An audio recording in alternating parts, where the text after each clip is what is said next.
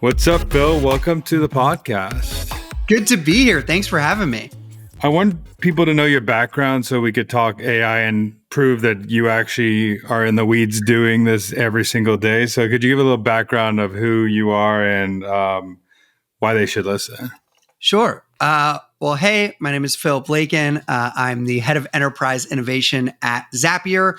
And I came into this role about a year ago through acquisition of my company, No Code Ops, where we were a big part of the no code movement. We built the first observability tool in like the no code and automation AI space, as well as built the first community dedicated to operations professionals, not just entrepreneurs and founders building stuff with no code and automation. So think marketing ops, sales ops, rev ops, people ops, et cetera.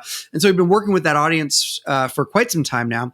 And since I've been here at Zapier, I've been really spending most of my time doing content for our top of funnel and like doing a lot of like content-led innovation stuff, all the way down to product packaging and pricing, through helping one of our newer programs called the AI Transformation package, where me and my team go into companies, embed into companies, and help them go AI native within 1 year.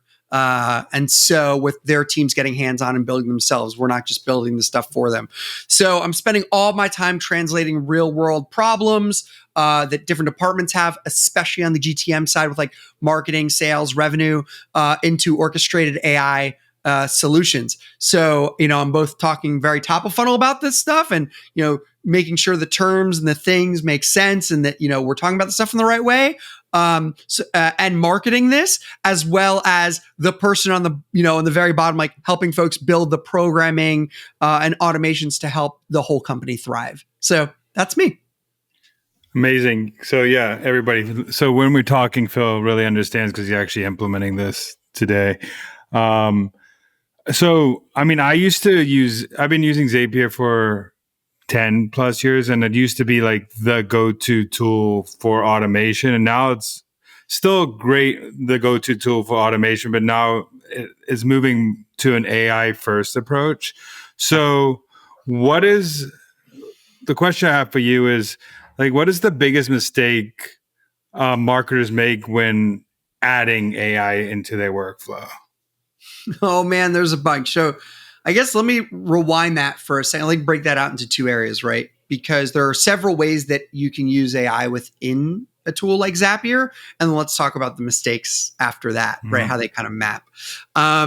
So look, Zapier got famous for like automation, like if something happens over here, then do something over here. So very like simple triggers and actions. And those expanded over time into like paths and conditions and, 8,000 different apps, 30,000 different actions and triggers, right? Without having to write a single line of code. So that grew and grew and grew and grew and grew.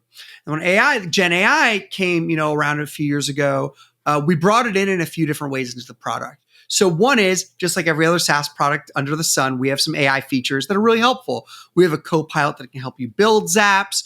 We have a Copilot that can help you build entire systems of multiple Zaps and other tools like tables and interfaces within Zapier. We have AI to help you do error resolution, right? So you don't have to like read code or, anything like that anymore to figure out errors. So we're using AI in a lot of ways to help you use the product better.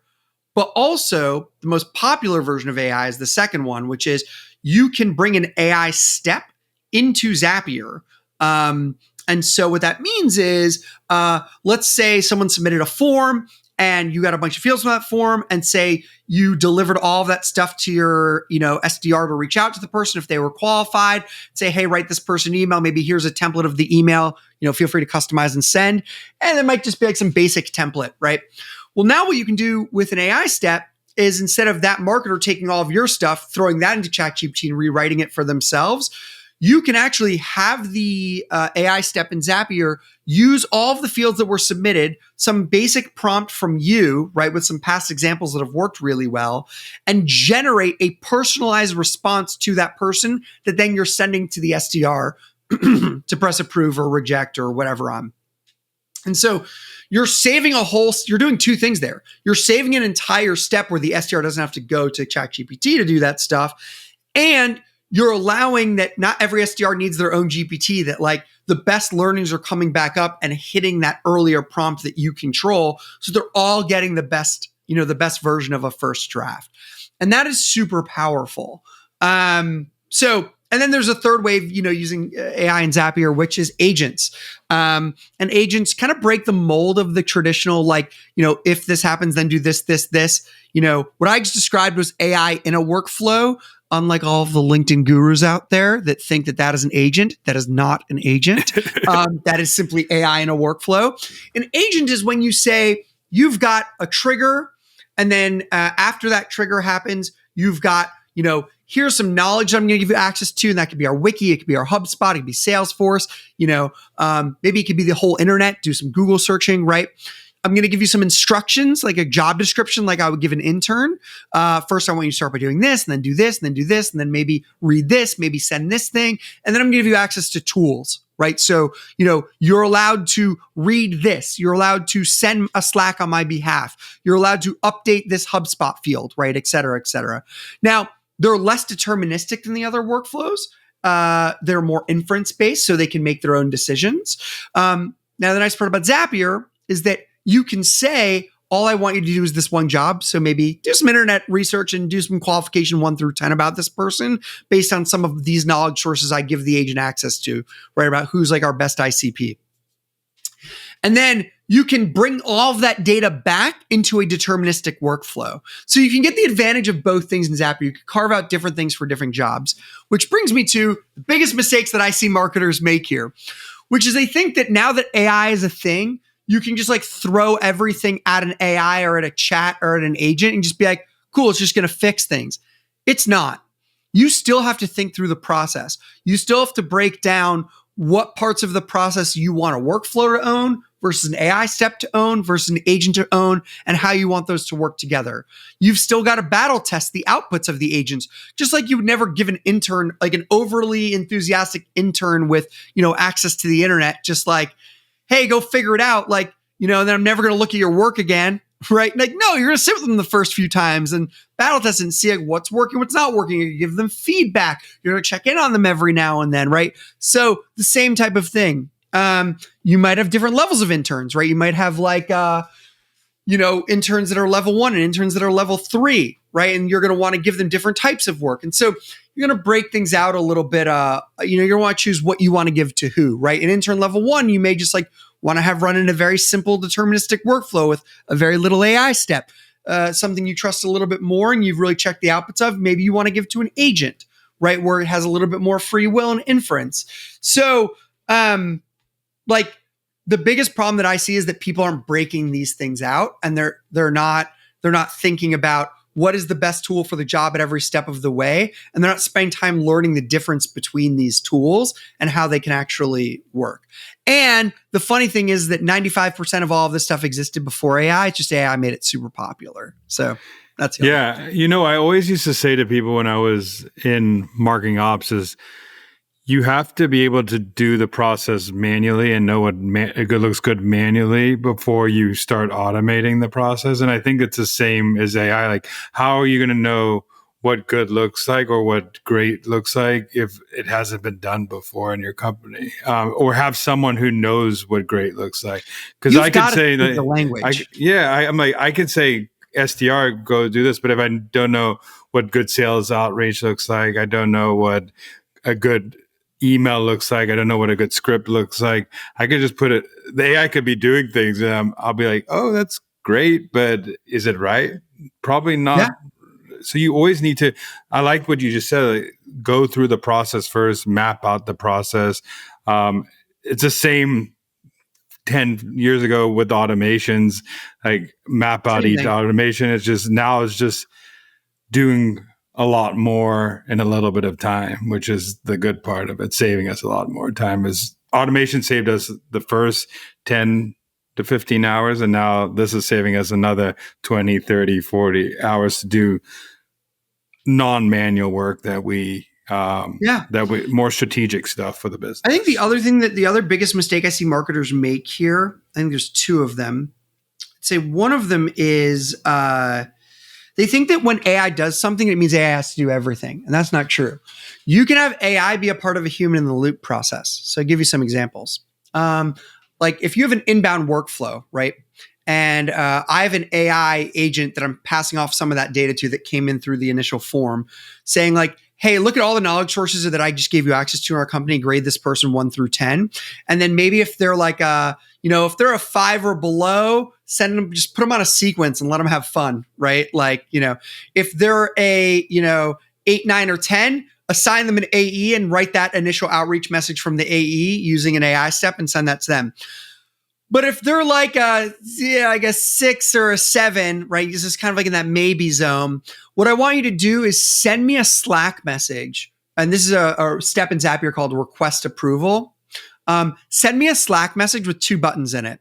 And show me in that Slack message all the information you had about that person, why you graded them a 6 or a 7, and let me make the decision, right? Of which path they should go down. The other thing too is you can have like, say the email is coming directly from you. I can always, instead of just sending an email from me that was AI generated, I could say, just send me a draft, put it in this label and send me a Slack link to that draft. And so basically I just get a Slack link that I just have to go click, review, maybe edit it, zhuzh a bit, and then send. So just because AI is a part of the process doesn't mean it has to take over every little step. I think it's the other thing marketers are a bit scared of, that they shouldn't be. It's just a matter of who has what job. I love that. I think the scoring thing is that example alone saves a lot because we used to have like an ACP at my last company, like an acceptable customer profile. And we didn't really we had to like have a whole process on this, but if we can just have a tiger team of AI that we put to do the initial outreach, that's a great step. Or people who are DQ'd, let the AI send them like tutorials, blogs. Yeah, they might be put them on sequence. Yeah, call it a day. And then the ones that are fast tracked have more of a design process, acceptable process, like accepting process where a human isn't involved because you actually humans still need to be part of the process, especially in sales, because these are big accounts. You can't just blame an AI that you ruined that account. And that's where you can mix determinism and non-determinism, right? You can say like, look, if it's 500 plus people, I don't care who they are. I want to talk to them. You know what I mean? You can have overrides too. You can even write those overrides into the agent. They're really good at responding to that type of stuff. But let's get super meta and crazy for a moment. A lot of these times, these lead routing things have been built into very deterministic rule sets, right? Like all routing is, or like all qualification is just like a set of rules and scores, right? Not that crazy, right? Maybe we're replacing some of that stuff with an agent. But here's the cooler part. What I can then do is have a separate agent outside of this whole system that we just built on the inbound side here, right? Looking at every week or every month, right? So the trigger would be time-based, right? So, every week or every month, your job is to look at all of our closed won or all of like the things that are looking likely to close. Look at the messages that were sent to those folks, right? And, or the ICP or the demographics or the technographics of those companies that we know about and write a report and show that versus where our current qualification agent is currently in that prompt and make a suggestion to update our prompt to better score people based on what's actually working. Yeah, that's amazing. I remember we had 6 years ago manually every month we had to rescore based on new data that came in. If AEs are closed won, which one's closed won are the qualifications. Now you can have the AI agent look for other qualities that better determine a closed one op based on the fields on the record too. So it's like you could go even more meta and find qualities that you weren't even looking for because you can't look at the data all day, which I think is things that people aren't doing where you aren't looking for extra qualities that people. But I want to also go back a step. Okay, we talked about mistakes a lot of marketers made, but I did have one more, which is really simple. Okay, you go ahead. There's the third, which is pretty easy. I find that marketers get really jazzed about like point solutions that are essentially just like some type of database, some type of workflows, and some type of AI model that they're hitting, right? But it's highly opinionated towards like a specific area. They just give you an example, like, I don't know, like a revenue orchestration platform or something like that, or like a lead router, or I don't know, whatever, you know what I mean? Like where it's just like, they're basically just like a few rules, workflows, AI, and a database with like some fancy features and some opinionated thinking. And some of those in the extreme end of opinionated thinking, I think are still super valuable. But I think there's a lot of them that, like, if you just spend the time to sit down with Zapier or like a tool, like an AI orchestration tool like us, you could be replacing hundreds of thousands of dollars of point solutions in your stack should you learn the basics. And I think the biggest mistake is just like seeing something and being like, we want to buy that, we have to integrate it, versus like, what if I just gave you the building blocks to own that on your own for like 5% of the cost? I love that, because I also, now where marketings have gone, as they like their data, their own database is the source of truth, where 10 years ago, Salesforce or some other tool was the source of truth to data. Now you can connect that to your database or something like that and have rules out the database, which changed a lot more of like letting a platform control all the rules that you have, and then connecting, like you said, a point solution to that platform, because that platform didn't know how to do that one thing. That's usually it is just a bunch of point solutions attached to one big platform. 100%. And now imagine the power of building most of those point solutions in one system with the same fundamental building blocks. It puts you in control. It allows you to customize. Look, it does come with a cost of maintenance. I don't want to hide that, right? There is a cost of maintenance on some of the stuff, but oftentimes that cost of maintenance is way less than the cost of a point solution. Right. And I mean, I would say there's a cost of maintenance of all these. Like, someone has to run. You still got to go tools. maintain the point solution also, right? Exactly. Someone has to run that tool. Someone has to run the connection between that tool to the other. And someone probably owns the point solution, and IT maybe owning the database. So you have to work with 5 different people to get one thing done. So but I wanted to take a step back and also say, sure.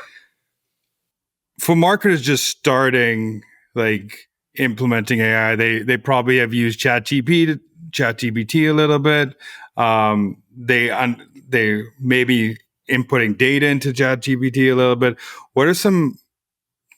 I wouldn't say like too detailed example. What are some quick wins that marketers could do right now or what are some you've seen with some of your customers examples that they can implement today that could help their marketing or change their marketing? Or, I mean, obviously whoever's listening there, it's different for every company, but there probably are some quick wins that you're seeing that people aren't even thinking about that are pretty easy to implement.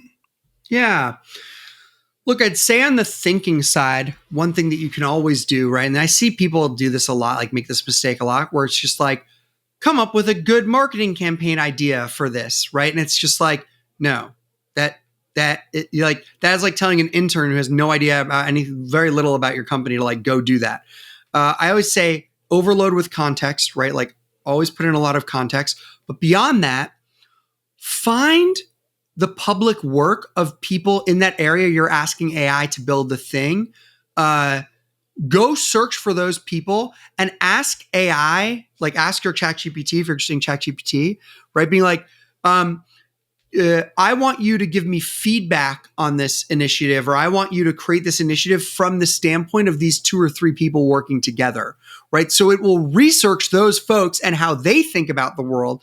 And now it's going to give you a lot more specific of an output, right? As opposed to just like general thing. So basically you're telling the intern, like, look, you don't know much about our company yet. Here's a whole bunch of context about the company. Here's a whole bunch of context about, XYZ.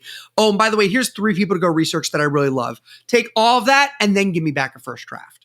And you're going to get a way better output. So the more specific you can get with AI, the better you're going to get an output for. That's just like the thinking side of things. I love that. I want to just stop on that point. I think too many people are not spending enough time on the prompt. They're just saying, "Hey, AI, do this or that for me," instead of details. The more, just like an intern, the more information you give them, the better job they would do. The AI still needs that. 100%. And so many people are falling short of just saying one little line, "Hey, could you figure out how to do this?" instead of telling them who they need to act like, what they need to research. Here's context of our company, because it could be different from every company. And going in more detail, prompting them instead of. So I think that's a great point. That's going to be huge. And if you're confused about how to write a great prompt, don't even feel like you need to research it. Just putting your initial, okay level prompt and just ask AI, what do you need from me to improve this prompt? And then it's going to ask you, and then you're going to respond with that and then ask it to now write the prompt with that, right? So just like with an intern, I could say, go come up with this campaign. I could be like, but also like intern, with the way that you like to communicate and the way that you work and your working style, what do you need to know from me? And then it'll just tell you. And then you can communicate with it. It's just like working with a coworker, Exactly. I'll let you go to any other wins that you think could be good too. Yeah. Look, I think I kind of mentioned one earlier where it's just like trying to replace, certain point solutions, I think is very, very powerful. But I think I would say find one area, just one area where you're like repetitively going to ChatGPT or whatever kind of, chat model you're using for a certain thing where you're like, okay, every week I'm writing this report, I'm having ChatGPT help me do a thing. Or, every day we get these types of requests in and I'm using ChatGPT to rewrite these things and send it back out, whatever it is. Something repetitive where you're just constantly going to ChatGPT. What I would do is try to use an orchestration platform like Zapier to say, the trigger is this, wherever that data is coming into you via, right? The next step is an AI step where it's going to mix some of that data from the inputs of that with a prompt that I'm typically using. And then it's going to output into a Slack message that comes to me for approval to send to wherever, right? That way you don't have to be going back and forth all the time. The data will find you, the draft will find you. And like, you can always update the prompt and the inputs and all that stuff. But like, that saves me so much time every day, every week. So if there's reports you're prepping for certain leadership folks, if there's reports you're getting from leadership that you need to translate to your different departments, like bring AI prompts into that workflow to help you come up with the first drafts where you can just dump in the original thing and get everything you need and then edit from there, as opposed to having to go back and forth and write like 20 different things and have 20 different prompts. Yeah. Yeah. Another question I have is, you started a pretty big community for ops folks. You said a little bit earlier, one of the things you should do is say, go research these 3 people.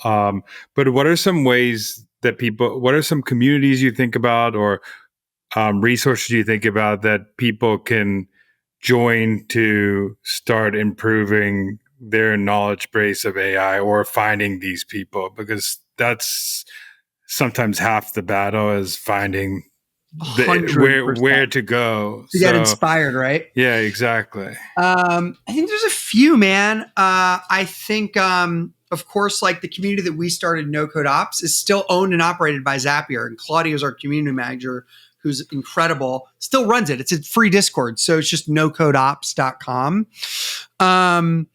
I think Operations Nation is another really great one. I think that Generalist World is quite phenomenal.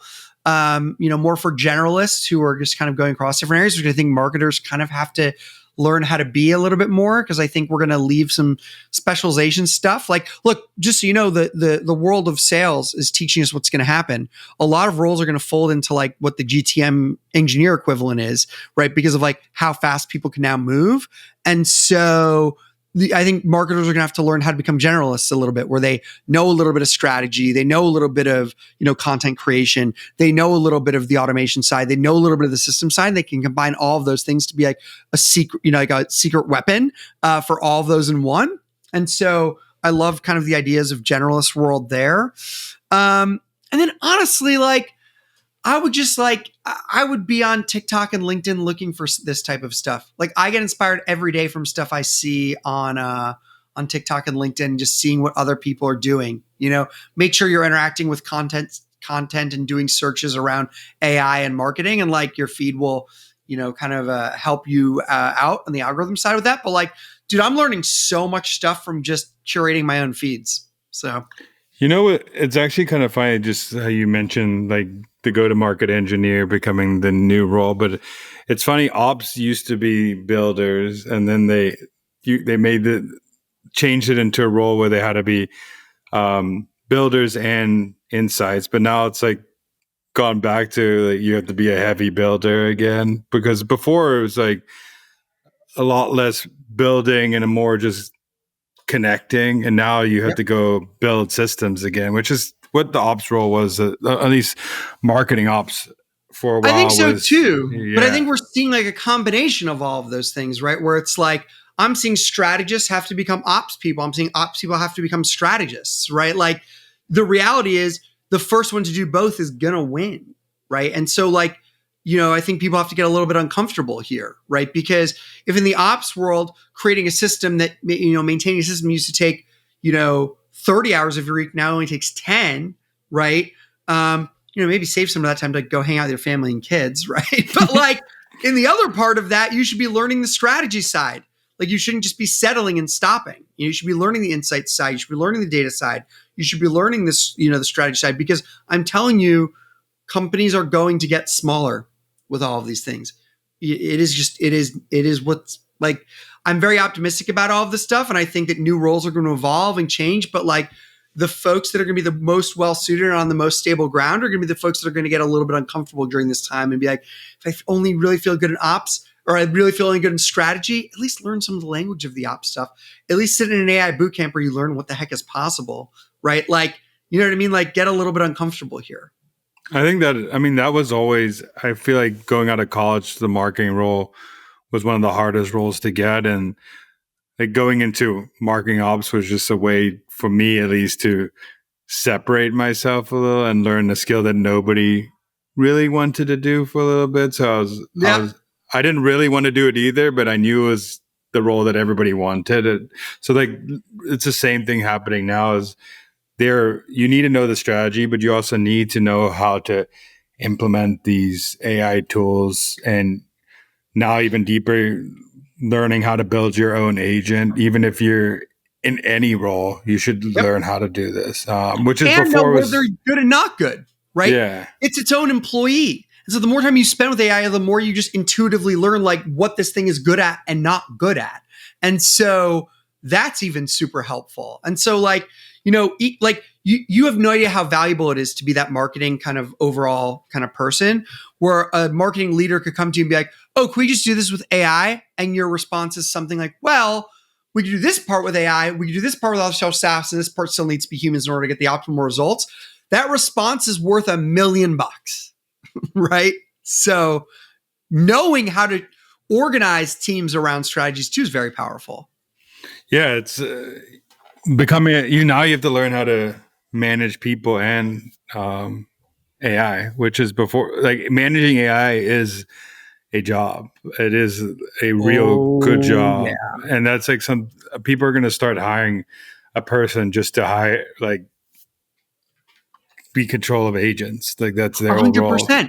But the role is not that. The funny thing is, if you were to pick a camp of people who would be better at that role, right, of managing a crew of agents, let me ask you this.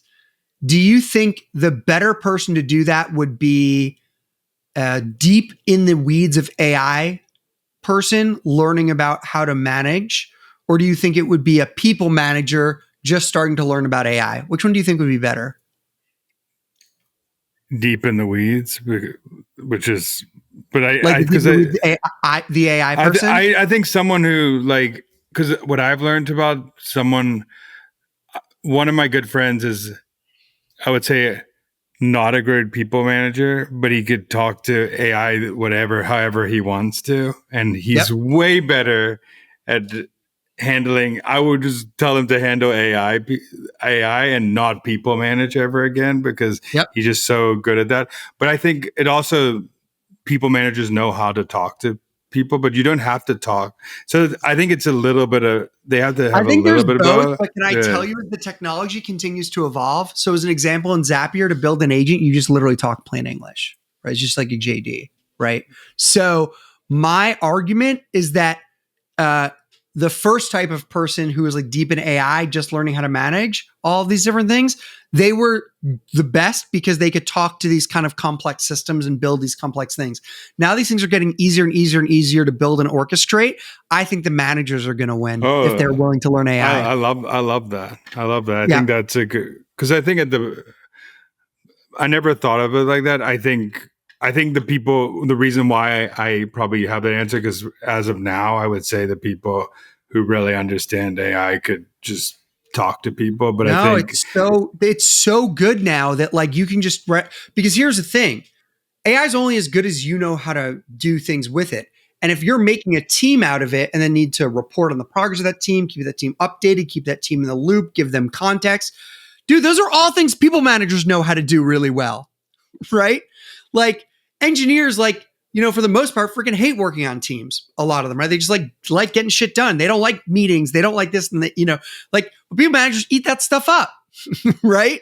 And so, like when the tools get that easy to use, having an org chart of who does what and thinking about the different roles and how you're giving feedback to those roles and how you're reporting up on the performance of those roles and how you're looking at what they're doing and, giving them reviews.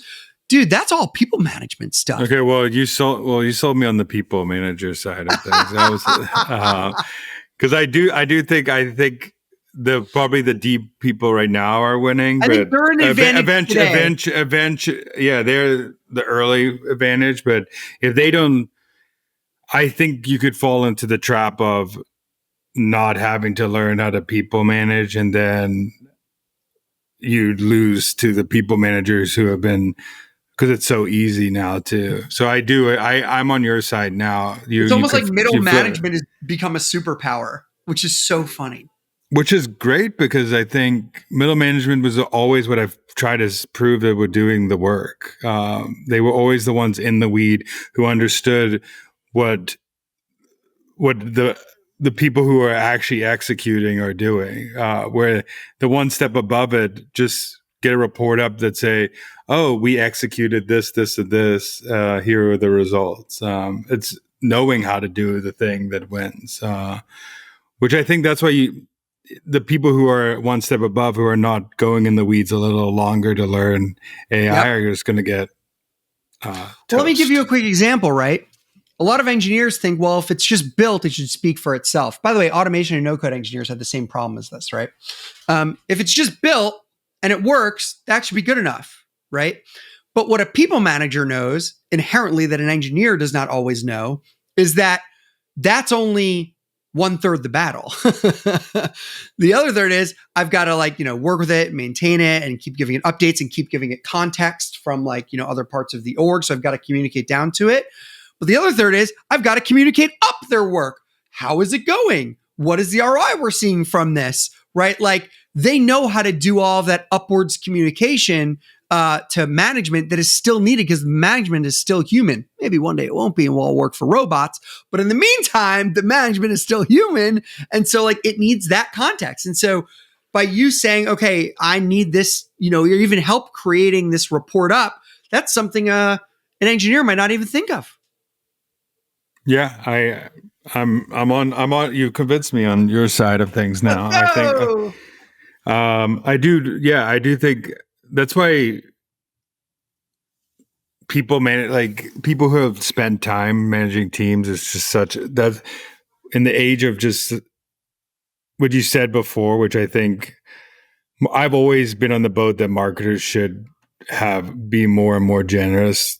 Back in the day, it made sense to be specialist, but I think the top of the tier of a marketer has become even more and more needed, because now you could if you understand the whole puzzle, like inputs of the whole puzzle, you can use AI to help you with other parts of the puzzle. But if you only understand As long as your you know piece the of right the questions to ask, yeah. you're good Yeah, exactly. in That's today's why world. Mark forever people are saying marketers should learn a financial statement, how the business runs, the inside outs of the business, not only how SEO works on your website and how it doesn't apply to any other specialty. You only know that, not how it's going to help with Do you, demand gen, how it's going to help the finance department, how it's going to help so feeding those a reports in and translating them to your needs is a really good trick. Do you want to hear one of my other top secret agents? Not top secret, but like, fun little agents I have at Zapier. yeah, top secret agents. Like you have like little I spies in Zapier I do working for you. actually. Yeah, I love Um, that. I hate reading. Okay. Like to the point, like I love physical books. Do you know what I mean? But I can only pay attention to them if I'm also listening to the audiobook at the same time I'm like turning the page. So like I really like if it's a long thing, my eyes just glaze over and I'm like done. So I have to listen to it or I have to like or I That's have to me. yeah, so I'm the same way.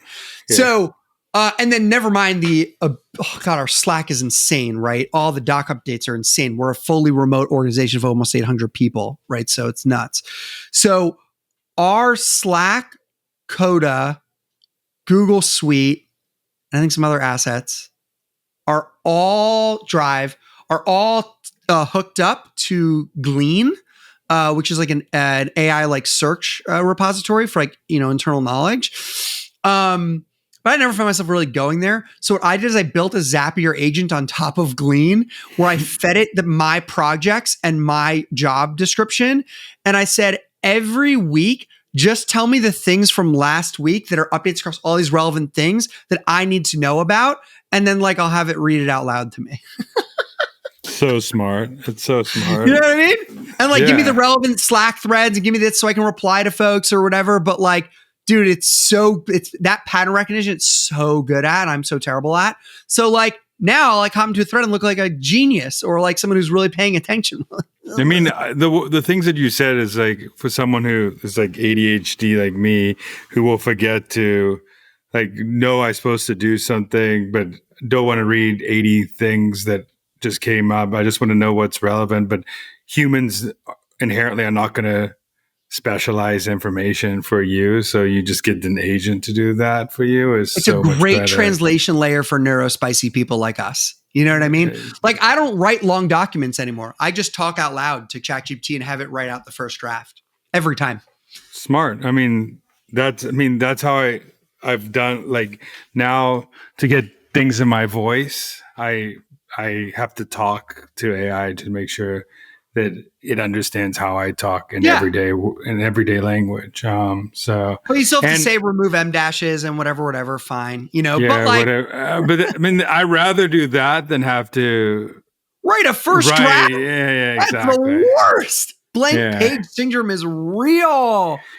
Yeah, like talk about here are the 80 things I might talk about. Like help me think about it in a more Or have it go succinct back way. and forth with you. The easy thing to do is the basic, which is just like, I'm going to talk out loud, formalize this into a doc. The better thing to do is say, I'm going to talk out loud. The goal is to write a this for these folks. Here's the context. What else do you need to know from me to further flesh out a final draft here?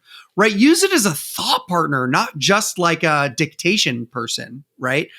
I mean, the hardest job I thought in ops back in the day was documentation. And now going back, if I could go back 5 years and had AI and I could just say, I'm going to tell you each step I just built and I'm going to read it out loud to you and you could make this into a document for me and would have saved me an hour or just here, let me screenshot this step. Let me screenshot this step. Let me screenshot this step and read it out loud. It would have saved me hours and hours of creating documentation. Internally. Yeah, you can now just and there's tools to even help like that are vertical SaaS that are helpful, like Tango. You know what I mean? Mm-hmm. That use AI and allow you to just click through things and but yeah, like literally talking out loud to documentation is the best way to create it. Than just looking at the thing. Because what I find is that I like to verbally do this type of stuff, but other people like to read and not do that. And so, and if they want to hear it, they can also just, they can hear my recording or whatever, or they can listen to the voice version of the thing. But that's very powerful is like pre-translating that stuff for folks. And like, I just find that, text is just it's a lot more easily searchable. It's a lot more easily findable. Like, it's just the common language for everyone. So just put it out like that. Huge, huge. Especially when marketing ops teams are doing 100 different things. They need to know what each other is up to. And also, like, they need, not even ops, like other teams need to, because being an ops person, you're dealing with 10, 15, like sometimes stakeholders in the company that each need a certain different type of response. Like, you're talking to sales, you're talking to IT, you're talking to the marketing leader, you're talking to finance, and you have to be the glue and that in the company to make sure you know everything. And if you don't have a process to do that, now this has made it really easy. But I do have a question for you also that I ask everybody in this podcast is, what's a marketing hill you would die on?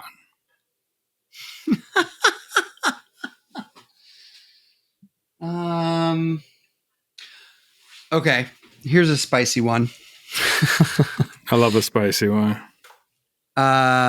In today's world, where social, networks have made it so easy to reach larger audiences, whether it's YouTube, podcasts, LinkedIn, TikTok, I'd argue that any marketer not religiously creating content on their personal brand about their company to learn what works and doesn't work in terms of language, program, everything, is not doing their job to the best they could be.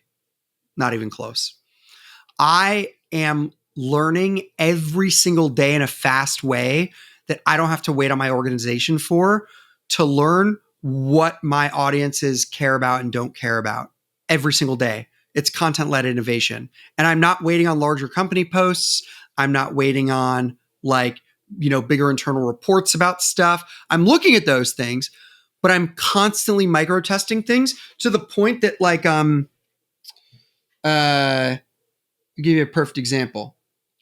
I did a lot of testing on how to talk about this stuff with the AI transformation program we run at Zapier. And I feel like I got enough data back to then test a second order of stuff, which is I'm just going to put out a post to see if people would even like this. And that one post gained us over $6 million in funnel, qualified funnel. And thus far, I think over 500K of it is closed from one post, right? Because I did all the testing before that, right? And so I didn't have to wait for a big campaign. Now we're building bigger campaigns based on that, right? That knowledge. But I didn't have to go through because I'm just learning what people want and how to speak about it way faster than a whole team could ever. Yeah, you're learning, and social is the best way to get quick feedback fast. It literally tells you, hey, this person likes this post or this person doesn't. Like, it's shown in the feed or not shown in the feed. Tell. Yeah, no one responded to that? Well, I guess that's not how we should speak to it. You know what I mean? Yeah. Right. Oh, nobody cares about this? No, you didn't write a crappy post. There's nobody. You probably wrote a crappy post, or nobody cares about it and nobody wants to talk about it. And the language matters. The language, how you present it, how you frame it, all of that stuff matters. So you have to get good at that no matter what type of marketer you are in this world. And and so you can work with that through audio, you can work with that through text-based stuff, you can work with that through video, you can work with that through image. But you running micro experiments is the number one thing that's going to get you to create better faster. And there's no problem using AI to help you with that stuff, right? I have a GPT that helps me where I talk out loud about my ideas, and then it helps refine that into my post style, and then I edit it from there and then I post. But that's what allows me to move so fast and learn faster. I mean, that and communities too are some of the best ways. You could just put it out in a community. Here's an idea I'm thinking about, and it's people in your own, people who get you, if it's your audience, and you just say, I'm thinking about this, and let people respond and take those comments. And you could even feed those comments in AI and say, what are the most common ones for my company? There's so many ways to just communities and social are the two best ways to get quick feedback without waiting did this, and also launches are terrible because you're waiting on one big moment to see if it's splash or not, and you can hit a bad algorithm Worse. day. You can hit a bad, it could be good, but you hit a bad day for launching. And Well, we that's how learned the this in word. the lean movement with products, right? Don't go in a vacuum and build a product, never talk to anybody, and then launch it and hope it works, right? Like MVP, right? And and lean thinking, the same thing, and building in public. The same thing is true for marketing, right? How can you test things at the small scale? The small scale you can test things, just like put out a post. You know what I mean? Yeah, That's exactly. so Uh, easy. Lastly, I have for you is where can people find you or find out how to build an agent or um, use AI bots in Zapier to build Well, their first own of all, you can always thing. hit me up on LinkedIn, Philip Lakin, Philip with one L on LinkedIn. I'm super active on LinkedIn. I'm starting to be more active on TikTok, which is fun. And then on my website, just my name, philiplakin.com. If you go there, there's a button to click to sign up for my SMS drops. That's where I send you usually like 1 to 2 a week of just like SMS drops to folks.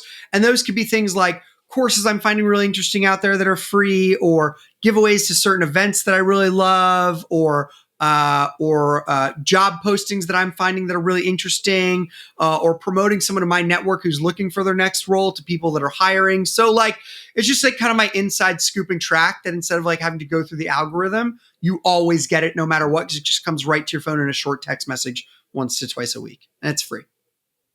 Yeah, I mean that's a good way to get people on your list. I'm going to use that from now on. Oh yeah. One And of if my anyone wants to know the company that I use for that, it's called Slick Text. It is ridiculous. My engagement rates and open rates, like I hate writing email newsletters and I hate reading them. So I found this thing called Slick Text that allows me just to do it via text. And the cool thing is if you text me back, I get all my texts in one separate phone number in a separate app on my computer or on my phone. And then I can like, it has a mini CRM and like all of this stuff works with Zapier. So it's great. But yeah, I use Slick Text for all of like my kind of broadcast to my audience stuff. I don't use email anymore. cool. So there's another distribution channel you should all try. Marketers, SMS is not only for promos and stuff, but actually getting information. no, people Too. just So think about it for promos or for yeah, like quick exactly. drops or whatever. And it's like, no, man, if you can get your message down to a quick little bit, people eat it up. Cool. Yeah. Well, thank you so much for being on the pod, and I learned a lot today. And you convinced me managers will be the best at managing AI. So By the way, I only know that insight because I'm a terrible people manager and I'm finding that I have to get better at it.